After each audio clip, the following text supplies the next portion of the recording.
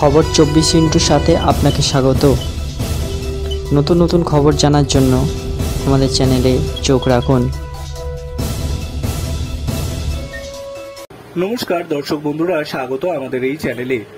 যুব নেতৃত্বকে সামনের সারিতে এনেও খুব একটা লাভ হয়নি সিপিএম এর। একটি আসন পাওয়া তো দূরের কথা, ভোট শতাংশ কোনো উল্লেখযোগ্য প্রভাব পড়েনি।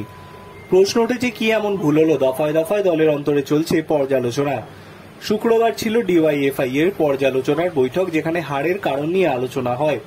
সিনিয়র কৃষক বা শ্রমিক নেতৃত্বের লড়াই কোথায় তা নিয়ে প্রশ্ন উঠছে।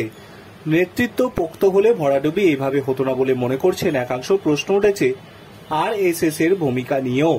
সিপিএম এর যুব সংগঠন ডিওয়াইএফআই এর বৈঠকে কার্যত আক্ষেপ করার একাংশ। তবে শুধু কৃষক বা শ্রমিক সংগঠনের আন্দোলনের ব্যর্থতা নয়, আরএসএস এর কাজকর্ম বুঝতে না পারাও ভরাডুবির অন্যতম কারণ বলে মনে করেছেন কেউ কেউ।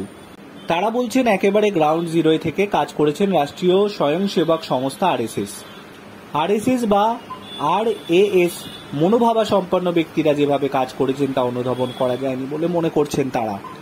এই আবহে বঙ্গে সিপিএম এর কৃষক এবং শ্রমিক নেতৃত্বের আন্দোলন পরিচালনা কেমন হবে, কিভাবে হবে তা বোঝাতে এবার কেন্দ্রীয় নেতারা নজরদারি করবেন বলে সূত্রের খবর। প্রয়োজনে হাতে কলমে বোঝাবেন কিভাবে আন্দোলন গড়ে তুলতে হয়। ইতিমধ্যে সিপিএম সিদ্ধান্ত নিয়েছে জুলাই আগস্ট জুড়ে লোকসভা ভোটের বিপর্যয় নিয়ে কাজ করবেন কর্মী সমর্থকেরা। বাড়ি গিয়ে মতামত নেওয়া হবে, সেই ভাগ করে দেওয়া হবে কর্মীদের। 23, 24, 25 আগস্ট কল্যাণীতে সিপিএম এর বর্ধিত অধিবেশন রয়েছে, যেখানে এ ব্যাপারে চুলচেরা বিশ্লেষণ করা হবে বলে জানা গিয়েছে। Bureau report.